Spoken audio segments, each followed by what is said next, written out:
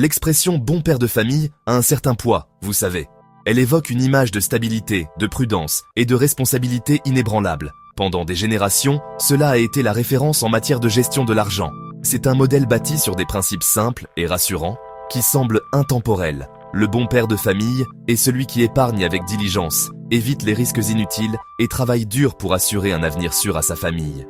Il est le pilier, la main ferme qui guide le navire financier familial à travers des eaux calmes.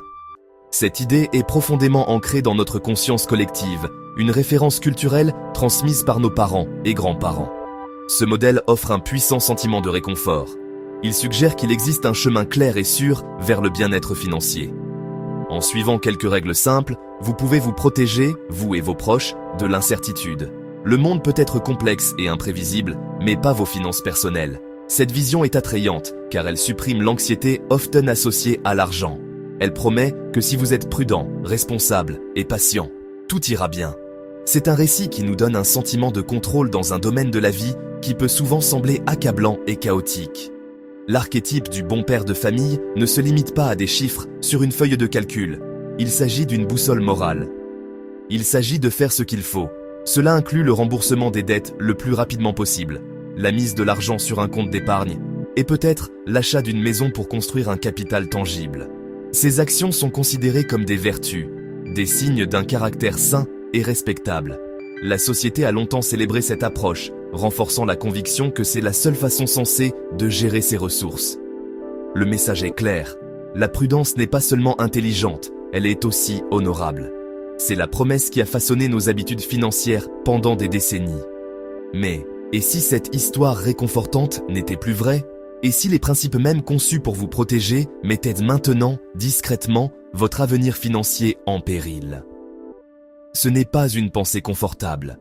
Elle remet en question un système de croyances qui a fourni sécurité et orientation pendant très longtemps. Le monde a changé de façon fondamentale et le paysage financier a bougé sous nos pieds. Les stratégies qui ont fonctionné pour les générations précédentes pourraient non seulement être inefficaces aujourd'hui, mais aussi créer des vulnérabilités cachées auxquelles nous ne sommes pas préparés à faire face. Il est temps de regarder ce vieux modèle avec un œil neuf. La promesse centrale du modèle du bon père est la protection. Toute la philosophie est construite autour de l'idée de créer un bouclier contre les difficultés financières. Chaque décision, épargner une partie de chaque salaire, choisir un investissement sûr, est prise dans le but de minimiser les risques. Cette approche est née à une autre époque.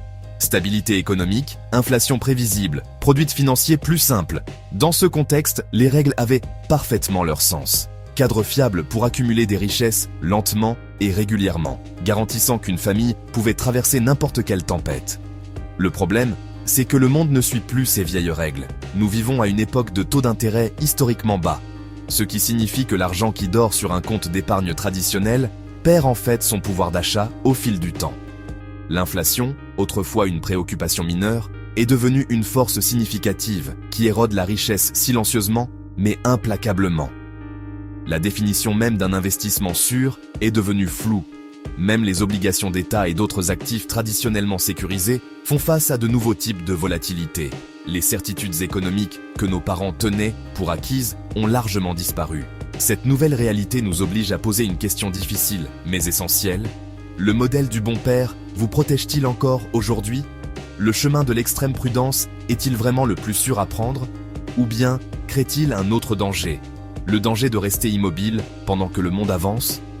Suivre ces vieilles règles peut vous donner un faux sentiment de sécurité. Vous pourriez avoir l'impression d'être responsable et prudent, alors que votre fondation financière est lentement affaiblie par des forces dont vous ne tenez pas compte. C'est comme naviguer sur une autoroute moderne avec une carte périmée. Il ne s'agit pas de promouvoir l'imprudence, ni d'abandonner la vertu de la prudence. La responsabilité, une planification minutieuse seront toujours importantes. Cependant, il s'agit de reconnaître que les outils et les stratégies que nous utilisons doivent s'adapter à l'environnement actuel. La vraie question est de savoir si la définition traditionnelle de la sécurité financière est toujours pertinente. Est-il possible que ce qui était autrefois un bouclier soit maintenant devenu un piège, vous berçant d'un sentiment de sécurité tout en vous exposant aux risques même que vous essayez d'éviter?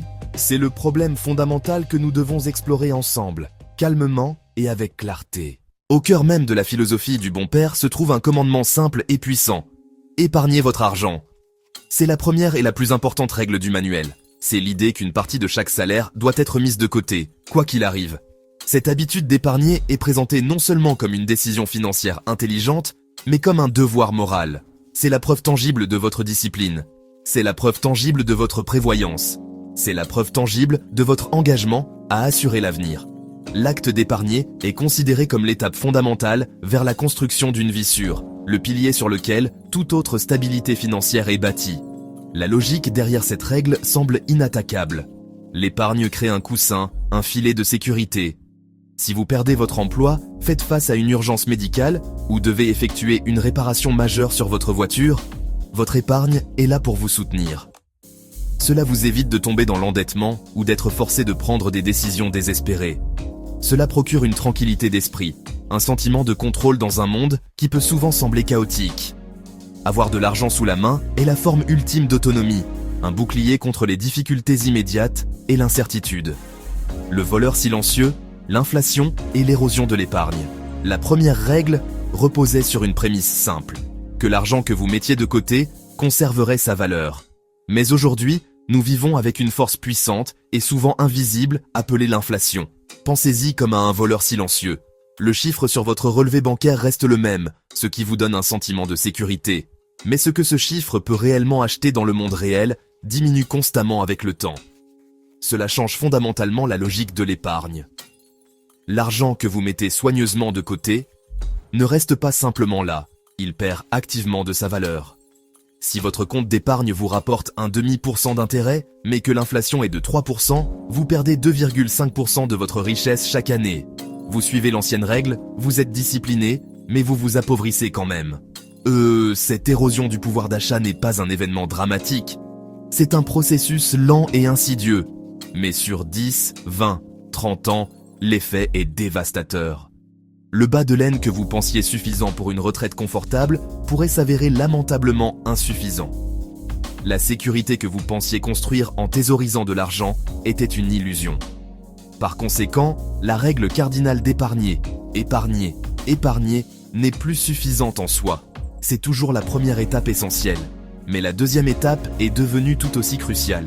Vous devez trouver un moyen de faire fructifier cet argent épargné plus rapidement que l'inflation. L'ancien modèle vous a appris à protéger votre capital de la perte. La nouvelle réalité exige que vous le protégiez également de la dévaluation.